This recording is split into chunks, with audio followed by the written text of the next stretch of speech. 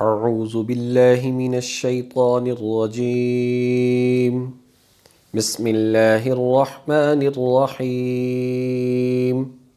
يعتذرون إليكم إذا رجعتم إليهم قل لا تعتذروا لن نؤمن لكم قد نبأنا الله من أخباركم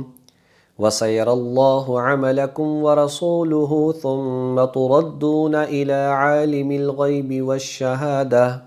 فينبئكم بما كنتم تعملون صدق اللہ العظیم۔ 10ویں پارے کے آخر میں غزوہ تبوک کا سلسلہ چل رہا تھا کہ جس میں منافقین جو کہ اس میں نہ جانے کے حوالے سے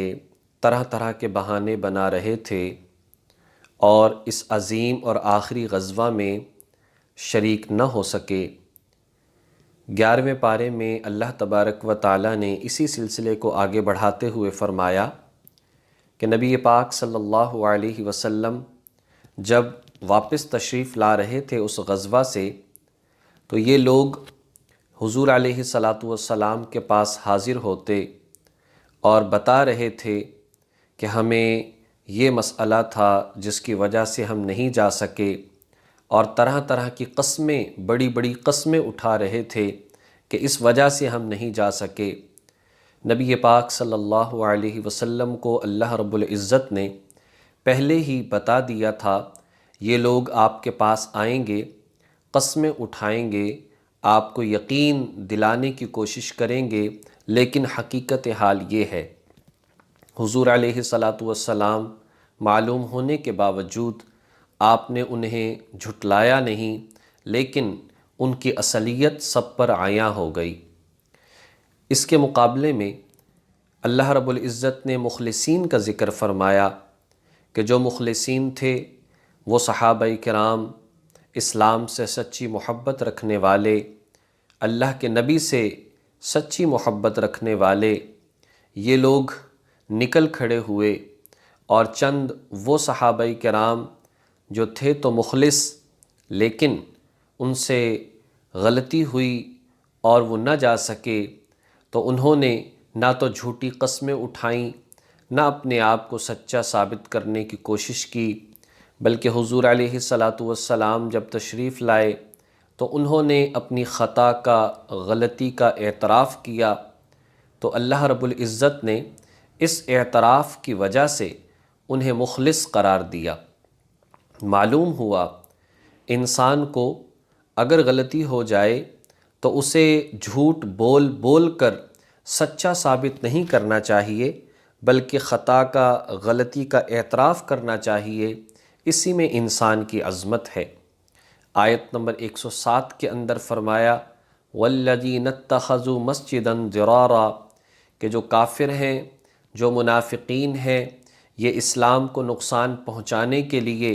اور کفر کو پھیلانے کے لیے، منافقت کو پھیلانے کے لیے طرح طرح کے کام کرتے ہیں۔ نبی علیہ السلام کے دور میں منافقین نے ایک عمارت بنائی، اس کو مسجد کا نام دیا، اس میں جمع ہو کر اسلام کے خلاف مشورے کیا کرتے، منافقت کو پھیلانے کے لیے مشورے کیا کرتے، مسلمانوں میں تفرقہ ڈالنے اور انہیں نقصان پہنچانے کے لیے وہاں پر مشورہ کیا کرتے۔ پھر منافقین نے دعوت دی نبی پاک صلی اللہ علیہ وسلم کو کہ آپ آئیں اور اس میں نماز پڑھ دیں تاکہ یہ برکت والی ہو جائے۔ اللہ رب العزت نے سختی سے منع فرمایا، نبی علیہ السلام وہاں پر نہیں گئے۔ اس کے مقابلے میں آیت نمبر 108 کے اندر فرمایا لَمَسْجِدٌ أُسِّسَ عَلَى التَّقْوَى، کہ اللہ رب العزت نے مسلمانوں کو حکم دیا، انہوں نے اسلام کی سب سے پہلی مسجد جو کہ ہجرت کے بعد جس کی بنیاد رکھی گئی، مسجد قباء، اس کی بنیاد رکھی، تو اللہ نے فرمایا اس مسجد قباء کی جو بنیاد ہے وہ تقوی پر رکھی گئی، لہٰذا یہاں پر حضور علیہ السلام کو جانا چاہیے۔ آپ نے بنیاد رکھی، جب آپ ہجرت فرما کر آ رہے تھے، ابھی مدینہ منورہ میں انٹر نہیں ہوئے تھے کہ اس سے پہلے جو قباء کی بستی تھی وہاں رکے، 14 دن قیام فرمایا، وہیں پر مسجد کی بنیاد رکھی جو کہ مسجد نبوی سے بھی پہلے بنائی گئی۔ آیت نمبر 112 میں ایمان والوں کی چند صفات بیان فرمائی تاکہ اس قرآن کریم اور ان آیات کو پڑھنے والے مسلمان جو قیامت تک اس قرآن حکیم کا مطالعہ کرتے رہیں گے وہ ان صفات کو اپنے اندر پیدا فرما کر اللہ کے پسندیدہ بن جائیں، اللہ کے قریبی بن جائیں اور کامیاب ہوتے چلے جائیں۔ ارشاد فرمایا ایمان والے وہ ہیں اگر غلطی ہو جائے تو توبہ کر لیتے ہیں، اللہ کی عبادت کرنے والے ہوتے ہیں، صرف اللہ ہی کی تعریف کرنے والے ہوتے ہیں، اللہ کے حضور رکوع کرتے ہیں، سجدے کرتے ہیں، امر بالمعروف کرتے ہیں یعنی کہ نیکی کا حکم کرتے ہیں، برائیوں سے روکتے ہیں، اور اللہ جل شانہ کی جو حدود ہیں ان حدود کی حفاظت اور پاسداری کرنے والے ہوا کرتے ہیں۔ اس کے بعد پھر مخلصین میں سے وہ 3 صحابہ کرام جو تھے تو بڑے مخلص لیکن وہ نہیں جا سکے، ان سے یہ خطا ہوئی، تبوک میں نہ جا سکے تو انہوں نے نبی پاک صلی اللہ علیہ وسلم کے حضور پیش ہو کر اپنی غلطی کا اعتراف کیا۔ حضرت کعب ابن مالک، حضرت ہلال ابن امیہ، حضرت مرارہ ابن ربیع رضی اللہ تعالی عنہم حضور کے پاس آئے اور کوئی عذر پیش نہیں کیا بلکہ غلطی کا اعتراف کیا، یا رسول اللہ صلی اللہ علیہ وسلم ہم سے غلطی ہوئی، ہم نہ جا سکے، ہم اس پر معافی مانگتے ہیں۔ نبی علیہ السلام نے ان کا بائیکاٹ کیا اور 50 دن تک یہ بائیکاٹ چلا۔ پھر اللہ تبارک و تعالیٰ نے ان کی توبہ کو قبول فرمایا اور ان کے لیے آیت نمبر 117، آیت نمبر 118 نازل ہوئی جن میں ان کی توبہ کا ذکر آیا۔ نبی پاک صلی اللہ علیہ وسلم نے فرمایا اے ابن مالک، جب سے تم پیدا ہوئے ہو آج سے بہتر دن تمہاری زندگی میں کبھی نہیں آیا، یعنی کہ تمہارے حق میں اللہ رب العزت نے آیات کو نازل فرمایا، تمہاری توبہ کو قبول فرمایا۔ یہ بہت بڑی عظمت کی بات تھی جس سے کیا درس اور سبق حاصل ہوا؟ انسان غلطی کا اعتراف کر لے، انسان سچے صدق دل سے معافی مانگ لے تو اللہ تبارک و تعالیٰ بھی اس کی عزت کو ضائع نہیں ہونے دیتا اور اسے کامیابی عطا فرماتا ہے۔ آیت نمبر 122 کے اندر ارشاد فرمایا کہ دیکھو سارے کے سارے مسلمان بھی جہاد کے لیے مت نکل جاؤ، بلکہ کچھ لوگوں کو چاہیے کہ وہ حضور علیہ السلام کی صحبت میں رہ کر دین سیکھیں۔ اس آیت میں اسلامی مملکت سمجھا دی گئی کہ سب کے سب لوگوں کو چاہیے کہ دین کے اور اسلام کے تمام شعبوں کو مل کر مضبوط بنائیں، سب دین سیکھنے میں نہ لگ جائیں، سب کاروبار میں نہ لگ جائیں، سب جماعت میں نہ چلے جائیں، سب جو ہے کسی ایک کام کے اندر مت لگ جائیں۔ ایک جماعت ہو جو اسلامی سیاست کو دیکھ رہی ہو، ایک جماعت ہو جو دین اسلام کی بنیادی چیزوں کو پڑھا رہی ہو، ایک جماعت ہو جو کاروبار بزنس بھی کر رہی ہو، ایک جماعت ہو جو ٹیکنالوجی اور دفاعی طور پر محنت کر رہی ہو۔ یہ سارے کے سارے شعبے اور ادارے مل کر ایک اسلامی مملکت کو مضبوط بناتے ہیں۔ اخیر میں اللہ تبارک و تعالیٰ نے سورہ توبہ کے اندر نبی علیہ السلام کی شان کو بیان فرمایا کہ اللہ تبارک و تعالیٰ نے اپنے 99 ناموں میں سے 2 نام رؤوف اور رحیم اپنے پیارے حبیب صلی اللہ علیہ وسلم کو عطا فرمائے کہ آپ امت کے لیے بڑے شفیق ہیں، بڑے مہربان ہیں، اور ساتھ ساتھ ایک زندگی کا اصول بھی سمجھا دیا کہ تمام معاملات کے اندر اور تمام کاموں کے اندر اللہ کی ذات پر توکل اور بھروسہ رکھنا چاہیے۔ اگر زندگی میں مشکلات آ جائیں، اگر کوئی پریشانی آ جائے، اگر کسی مصیبت کے اندر گرفتار ہو جاؤ تو پڑھا کرو حسبی اللہ لا الہ الا ہو علیہ توکلت وہو رب العرش العظیم۔ حضرت ابو الدرداء رضی اللہ تعالیٰ عنہ فرماتے ہیں، سنن ابو داؤد کے اندر آتا ہے، جو شخص 7 مرتبہ صبح اور شام ان کلمات کو پڑھ لے تو اللہ تبارک و تعالی اس کے تمام کاموں کی طرف سے، اس کی تمام فکروں کی طرف سے، اس کے تمام غموں کی طرف سے کافی ہو جائے گا۔ انہی باتوں پر یہ سورہ مبارکہ مکمل ہوتی ہے۔ اس کے بعد سورہ یونس کا آغاز ہوتا ہے۔ سورہ یونس قرآن کریم میں ترتیب توقیفی کے لحاظ سے 10ویں نمبر پر ہے۔ نازل ہونے کے اعتبار سے 51 نمبر پر یہ صورت نازل ہوئی۔ اس کی کل 109 آیات ہیں اور 11 اس کے رکوع ہیں۔ یہ سورہ مبارکہ ہجرت سے قبل نازل ہوئی، یعنی کہ مکی ہے، اور اس کا نام جو یونس رکھا گیا اس کی وجہ یہ ہے کہ اس کی آیت نمبر 98 میں قوم یونس کا تذکرہ آتا ہے، جس کی وجہ سے اس سورت کا نام یونس رکھا گیا۔ اس سورت کے آغاز میں نبی پاک صلی اللہ علیہ وسلم کی نبوت کے حوالے سے فرمایا، اے لوگو، حضور کی نبوت پر تعجب کیوں کرتے ہو؟ ہم نے ہر قوم کے اندر کوئی نہ کوئی نبی بھیجا ہے، جیسے پہلے نبی آتے رہے اسی طریقے سے یہ نبی بھی تشریف لائے۔ آیت نمبر 6 کے اندر ارشاد فرمایا، یاد رکھو تمہارا پیدا کرنے والا اللہ ہے، تمہیں پالنے والا اللہ ہے، لہٰذا وہی عبادت کا مستحق اور عبادت کے لائق بھی ہے۔ آیت نمبر 7 کے اندر ارشاد فرمایا، جب لوگ اللہ تعالیٰ کی کائنات کو دیکھتے ہیں، اللہ تعالیٰ کے نظام کو دیکھتے ہیں، اللہ تعالیٰ کی قدرت اور نشانیوں کو دیکھتے ہیں تو 2 گروہوں میں تقسیم ہو جاتے ہیں۔ ایک گروہ ان چیزوں کو دیکھ کر اللہ کی ذات کو پہچانتا ہے، توکل اور بھروسہ اللہ کی ذات پر پیدا ہو جاتا ہے، اس کا انجام کامیابی اور جنت ہے۔ دوسرا جو گروہ ہے وہ ان ساری کی ساری چیزوں کو دیکھ کر پھر بھی اللہ تعالیٰ کی ذات کا انکار کرتا ہے، ظاہری اسباب کے ساتھ ان چیزوں کو جوڑتا ہے، یہ دنیا کے اندر بھی پریشان رہتا ہے اور بے چین رہتا ہے، اور آخرت میں بھی دوزخ اس کا مقدر بنتی ہے۔ آیت نمبر 11 میں اس کی وجہ بیان فرما دی، ایسا کیوں ہوتا ہے؟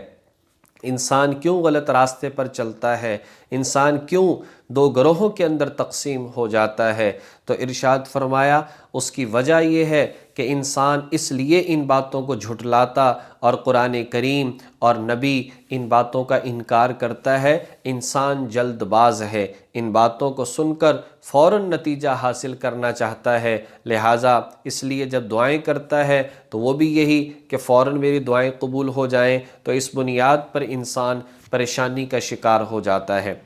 پھر آگے ارشاد فرمایا کہ جو لوگ یہ مشرکین ہیں، یہ کفار ہیں، یہ کہتے ہیں بِقُرْآنٍ غَيْرِ هَذَا أَوْ بَدِّلْ، کہ ہم اس کو نہیں مانتے، آپ اس کی جگہ پر کوئی اور قرآن لے آئیں، اس کو تبدیل کر ڈالیں۔ تو حضور علیہ السلام نے ارشاد فرمایا، مجھے اس کو بدلنے کا اختیار نہیں ہے، کیا تم یہ نہیں دیکھتے؟ آیت نمبر 16 میں ارشاد فرمایا، کیا تم یہ نہیں دیکھتے میں نے تم میں ایک زندگی گزاری، مجھے تم کیسا مانتے ہو؟ میں کہیں پڑھنے کے لیے نہیں گیا، کوئی سکھانے کے لیے مجھے نہیں آتا، میں کیسے کوئی بات اپنی طرف سے گھڑ سکتا ہوں؟ ایسا بالکل بھی نہیں ہو سکتا، میری باتوں پر یقین رکھو۔ آیت نمبر 22 اور 23 کے اندر انسانی مزاج ذکر کر دیا۔ جب انسان مشکلات کے اندر پھنستا ہے، جب انسان مصیبتوں کے اندر اور تکالیف کے اندر گھرتا ہے، جب انسان خاص طور پر سمندر اور پانی دریائی سفر کرتا ہے اور موجیں اس کو گھیر لیتی ہیں، تو اس وقت دعوا اللہ مخلصین لہ الدین، پھر خالص اللہ کی ذات کو پکارتا ہے اور کہ وہی مجھے بچانے والا ہے، صرف وہی عبادت کے لائق ہے۔ جب اللہ تعالیٰ نجات دے دیتا ہے پھر انسان کی فطرت یہ ہے کہ بھول جاتا ہے اور پھر شرک اور ناشکری کے اندر اتر پڑتا ہے۔ آیت نمبر 38 کے اندر کھلا ایک چیلنج دے دیا، فرمایا کہ تم یہ کہتے ہو یہ قرآن سچا نہیں ہے، یہ نبی سچا نہیں ہے، تو آیت نمبر 39 کے اندر ارشاد فرمایا کہ تم ایسا کرو، اس جیسا قرآن لا کر دکھا دو، قرآن نہیں اس جیسی ایک صورت لا کر دکھا دو، ایک آیت لا کر دکھا دو۔ یہ کھلا چیلنج آج تک موجود ہے۔ فرمایا کہ تم اس جیسا قرآن لا کر دکھا دو تو ہم مان جائیں گے کہ نعوذ باللہ یہ قرآن جھوٹا ہے، لہٰذا ایسا نہیں ہو سکتا۔ آج تک یہ چیلنج موجود ہے۔ انسان صرف اسی وجہ سے انکار کرتا ہے کہ وہ اس سے جہالت کے اندر مبتلا ہے۔ اگر اس کو سمجھنے کی کوشش کرے کبھی بھی انکار نہیں کرے گا، اور وہ سمجھے گا کہ واقعتاً یہ اللہ کی نازل کردہ کتاب ہے۔ آیت نمبر 57 کے اندر ارشاد فرمایا، یہ قرآن کریم ایمان والوں کے دلوں کے لیے شفا ہے، ان کے لیے ہدایت دینے والی یہ کتاب ہے۔ اللہ تبارک و تعالیٰ کی رحمت بن کر یہ کتاب آئی ہے۔ یعنی اس قرآن کریم کی صفات کو بیان فرمایا، قرآن دلوں کے لیے شفا ہے، قرآن ہدایت دینے والا ہے، قرآن اللہ کی رحمت ہے۔ پھر اس کے بعد نصیحت کے 3 قصے بیان فرمائے، حضرت نوح علیہ السلام، حضرت موسیٰ و ہارون علیہ السلام، اور تیسرا قصہ حضرت یونس علیہ السلام کا۔ پہلوں کی تفصیلات گزر چکی۔ حضرت یونس علیہ السلام جو کہ نینوا بستی کے اندر آئے، اپنی قوم کو سمجھایا، وہ نہ سمجھے تو مایوس ہو کر بستی سے نکل کھڑے ہوئے۔ اللہ کی ذات نے ابھی حکم نہیں دیا تھا، کشتی میں سوار ہوئے، کشتی میں پانی کے ہچکولے آنے لگے تو ان لوگوں نے مشورہ کیا اور یونس علیہ السلام کو پانی کے اندر پھینک دیا۔ ایک بہت بڑی مچھلی نے ان کو نگل لیا۔ پھر اللہ رب العزت نے رحمت کا معاملہ فرمایا، اپنے نبی کو کلمات سکھا دیے، چنانچہ انہوں نے کلمات پڑھے، لا الہ الا انت سبحانک انی کنت من الظالمین، اللہ کے سوا کوئی معبود نہیں، یا اللہ آپ کی ذات ہر عیب سے پاک ہے، بے شک ہم خود ہی اپنے اوپر ظلم کرنے والے ہیں۔ قرآن پاک میں آتا ہے اگر یونس علیہ السلام ان کلمات کو نہ پڑھتے لَلَبِثَ فِي بَطْنِهِ إِلَى يَوْمِ يُبْعَثُونَ، تو قیامت کے دن تک اسی مچھلی کے پیٹ میں رہتے۔ معلوم ہوا انسان کی زندگی میں مشکلات آ جائیں، پریشانیاں آ جائیں، اللہ کی ذات کا ذکر کرنا چاہیے، ورد کرنا چاہیے اور یاد کرنا چاہیے۔ اس سے ہوا کیا؟ فَنَجَّيْنَاهُ مِنَ الْغَمِّ وَكَذَلِكَ نُنْجِي الْمُؤْمِنِينَ، جب انسان ذکر کرتا ہے ہم نجات دیتے ہیں، جیسے یونس علیہ السلام کو دی، اور ایسے ہی ایمان والوں کو بھی نجات دیتے رہیں گے۔ چنانچہ سب نینوا والے صحرا میں نکل کھڑے ہوئے، اللہ کی ذات سے دعا کی، اور وہ عذاب جو اس بستی پر آنے ہی والا تھا بلکہ تقریباً آ چکا تھا، پھر اللہ تعالیٰ کی ذات نے ان کی توبہ کی وجہ سے اس عذاب کو واپس بھیج دیا۔ اور یہ خصوصیت ہے حضرت یونس علیہ السلام کی قوم کی، کبھی ایسا نہ ہوا کہ عذاب آ چکا ہو اور آیا ہوا عذاب واپس لوٹ جائے، صرف اسی قوم کے ساتھ ایسا ہوا۔ اللہ تبارک و تعالیٰ نے آیت نمبر 108 اور 109 کے اندر یہ فرمایا کہ یہ قرآن حق ہے، یہ اللہ کی سچی کتاب ہے، فائدہ وہ حاصل کرے گا جو اس پر عمل کرے گا۔ اور آگے فرمایا کہ اے نبی صلی اللہ علیہ وسلم آپ بھی اس قرآن کی پیروی کیجئے، اور اگر یہ لوگ آپ کو پریشان کرتے ہیں تو آپ اس پر صبر کیجئے۔ اس کے بعد سورہ ہود کا آغاز ہوتا ہے۔ سورہ ہود قرآن کریم میں ترتیب توقیفی کے لحاظ سے 11ویں نمبر پر ہے، اور نازل ہونے کے اعتبار سے 52 نمبر پر یہ سورت نازل ہوئی، یعنی کہ بالکل سورہ یونس کے بعد نازل ہوئی، اور اس کی 123 آیات اور 10 رکوع ہیں۔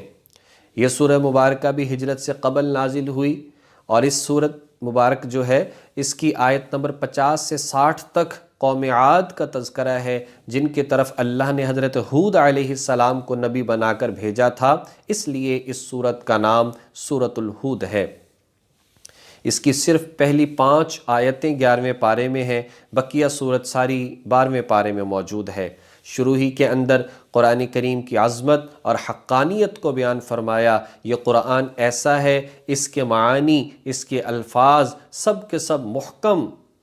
اور بالکل واضح طور پر موجود ہیں، کسی قسم کا اس کے اندر شبہ نہیں، کسی قسم کا اس کے اندر خلل نہیں۔ آیت 5 کے اندر ارشاد فرمایا، وہ اللہ ظاہری اور باطنی تمام حالات کو جاننے والا ہے، دلوں کے حالات کو جاننے والا ہے، اس لیے آپ کو چاہیے اللہ تعالیٰ کے احکامات کا پابند بنے، اس لیے ساری دنیا کو چاہیے اس قرآن کریم کو سامنے رکھ کر ایک گائیڈ بک کے طور پر اللہ تعالیٰ کی ذات کو پہچانے، اپنی زندگی کے مقصد کو پہچانے اور اس کے مطابق زندگی گزاریں، تاکہ انسان کا اس دنیا کے اندر رہنا وہ بھی با مقصد ہو، اور اس دنیا سے جانا پھر بھی اس کا بہترین انجام ہو۔ اللہ تبارک و تعالیٰ ان تمام باتوں کو سمجھ کر عمل کرنے کی توفیق نصیب فرمائے۔ وآخر دعوانا ان الحمد للہ رب العالمین۔